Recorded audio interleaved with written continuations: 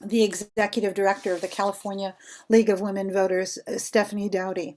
She sent a communication today to all of the members of the league, and I just thought her words were so eloquent, far better than I could do. So I'd like to just share some of her thoughts.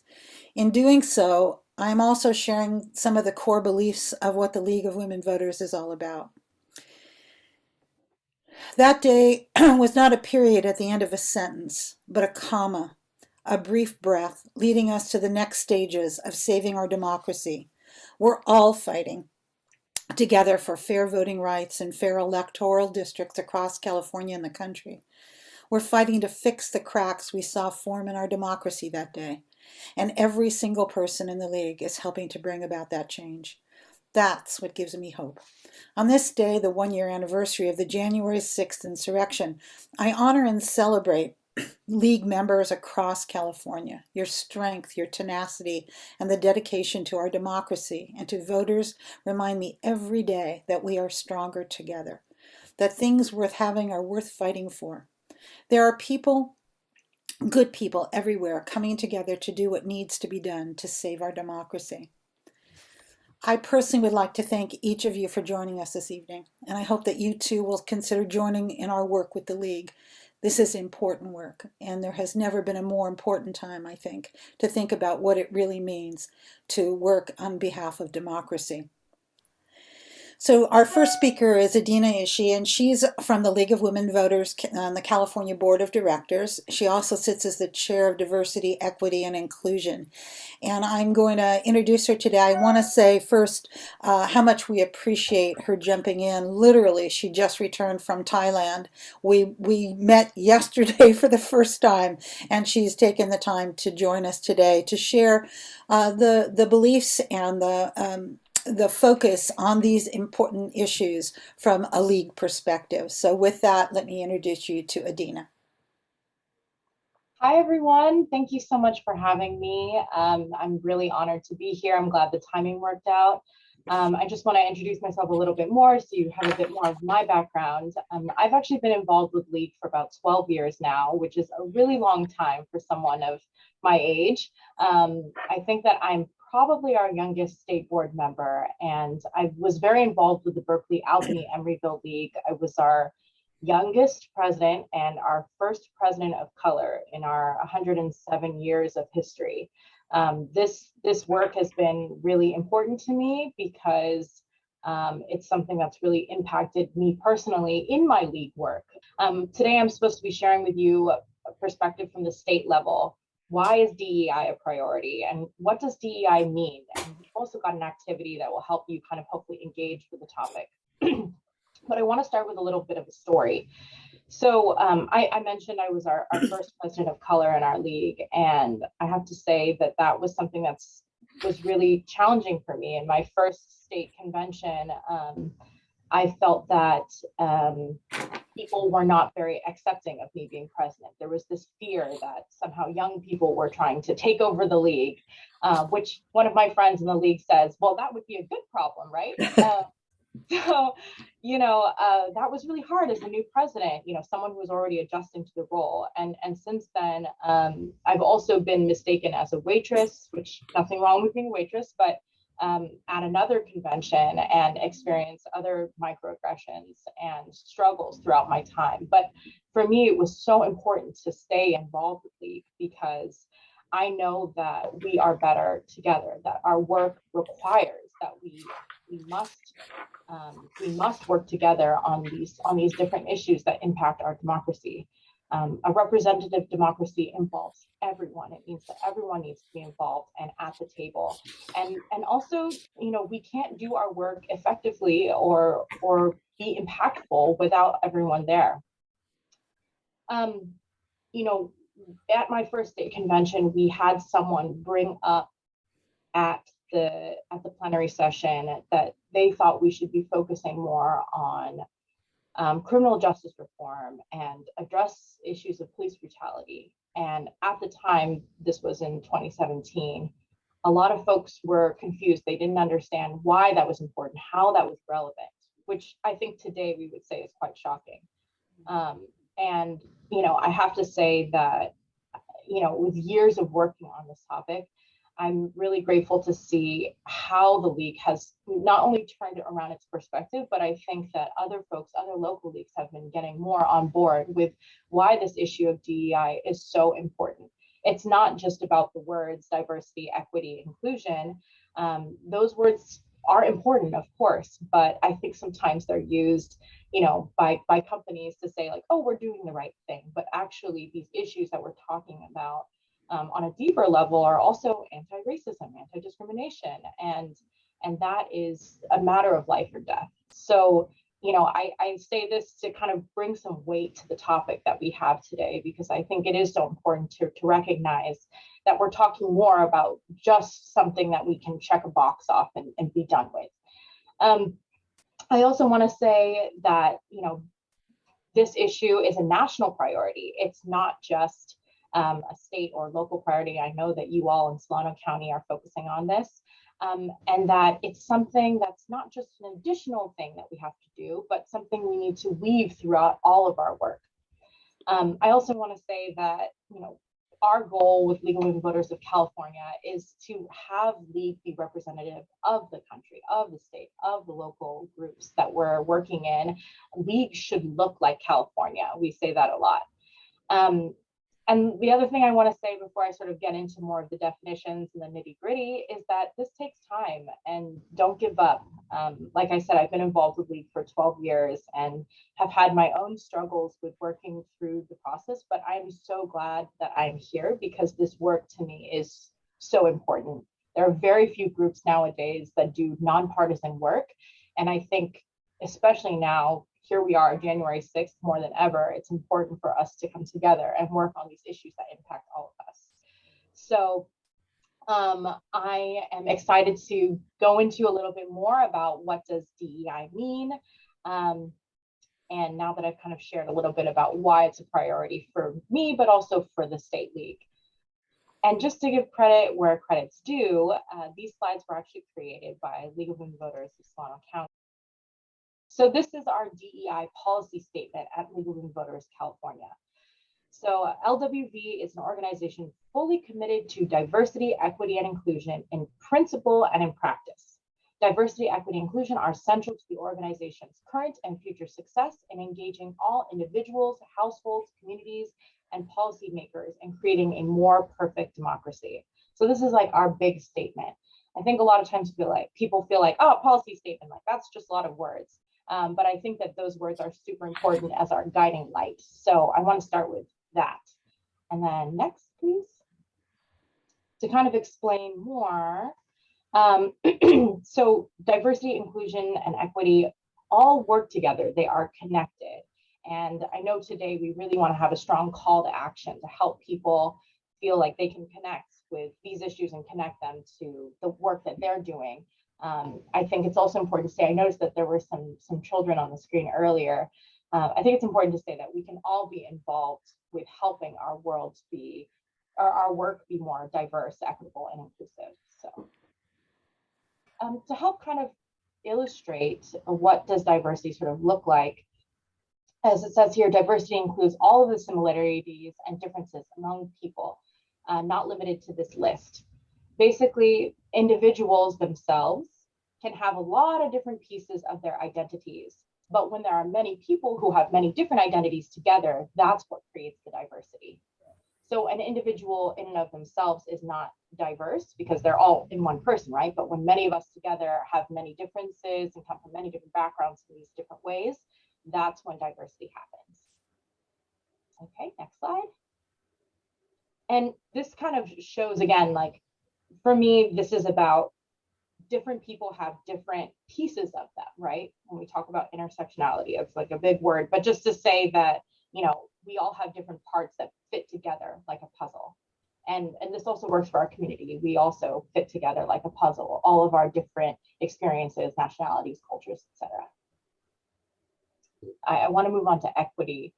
And so these are a few different points that I've sort of condensed a bit from the website, but equity seeks to balance disparity Equity is an approach based in fairness that works to ensure everyone is given an equal opportunity, and resources may be divided and shared unequally to make sure that each person has a fair chance to succeed.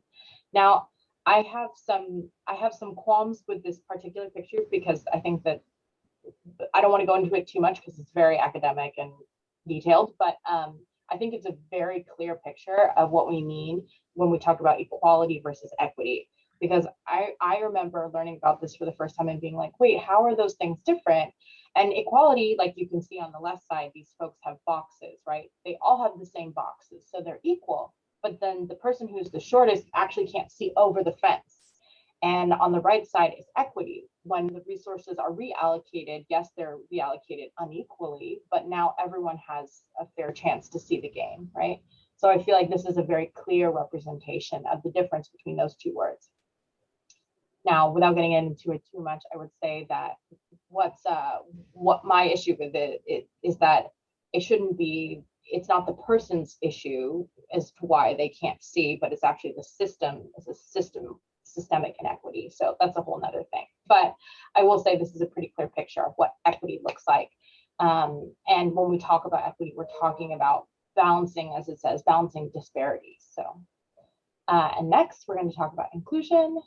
So here we go. Inclusion is an ongoing process, not a static state of being. Inclusion is the dynamic state of operating in which diversity is leveraged to create a healthy, high-performing organization and community.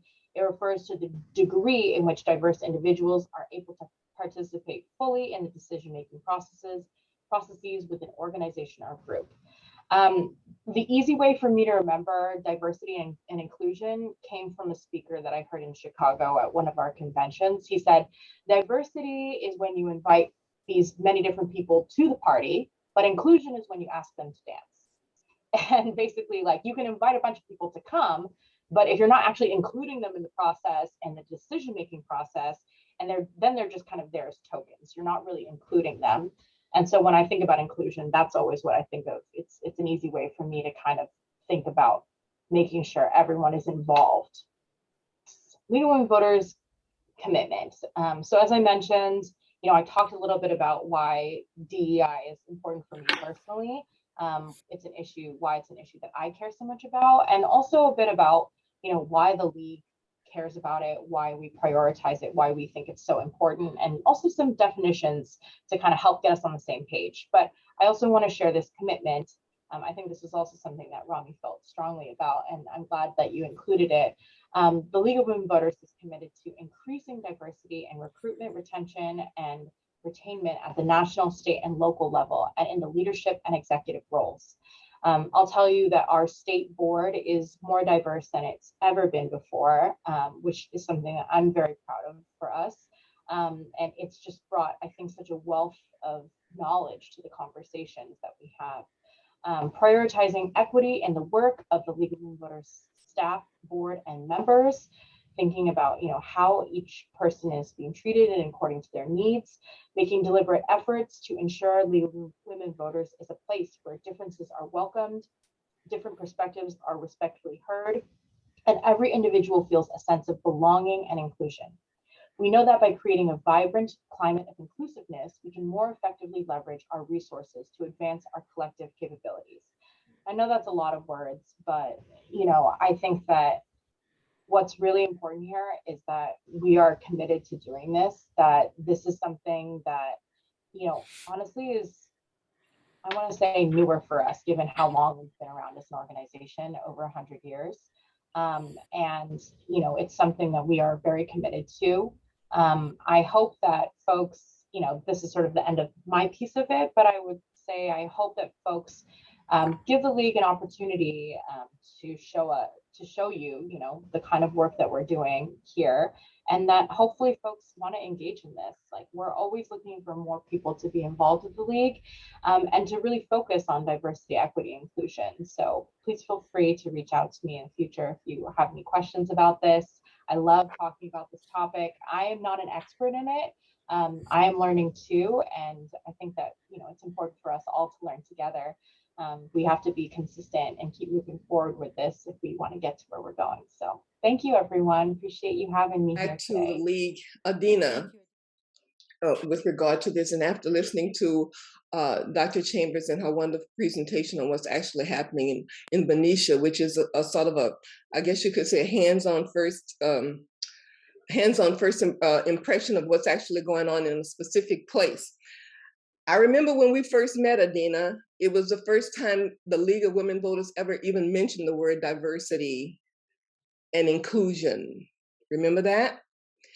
I'm just wondering now, because you also mentioned in your talk that it doesn't happen immediately, it doesn't happen right away, and the things that people have to understand in order to make things happen.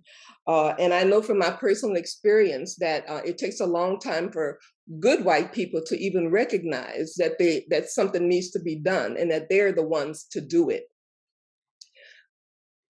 After listening to Dr. Chambers be very specific in what her job is in dealing with inclusion and equity and all of these problems in all of the different organizations, especially when as it relates to fair housing and job security, the whole 9 yards. How will the League, having come up with the words that you so eloquently presented to us, having come up with the words, how do we as League members and as citizens of these communities actually make those words from the League benefit so that the job that Dr. Chambers is doing can actually come up with some real policy that actually works for people? Yeah, that's a great question, Alice. Thank you for bringing that up. And then, like I said, it's nice to see you.